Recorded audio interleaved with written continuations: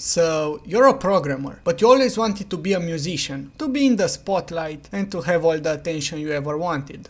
Now it's your chance. All you have to do is to have Python installed and to pip install Music21. As a future musician, you will begin by selecting the key, the tempo and the time signature of your song. You will continue by creating the main stream of the song and adding a second stream for our instrument. And of course, don't forget to choose a very popular instrument. And of course, because you have studied a lot about the musical notes, you will create a very popular sequence of musical notes by defining how long should they last and how hard should they sound. And in the end, after you append all together, you're finally ready to publish your first masterpiece. That sounds something like this.